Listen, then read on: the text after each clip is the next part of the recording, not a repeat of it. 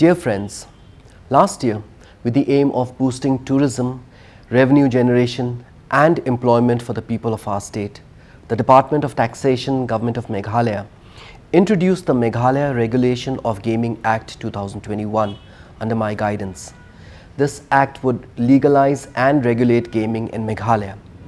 Till that extent, introducing casinos meant for tourists only was considered as well. Over the months that followed, there were concerns expressed from parts of the society with regards to the scope and the impact of the act. I met with stakeholders that included religious organizations, non-governmental organizations, civil society representations, Dorbashnongs, autonomous and local governance bodies, and youth organizations. During this process, I tried to understand the concerns of the public and the impact that the act could have further on.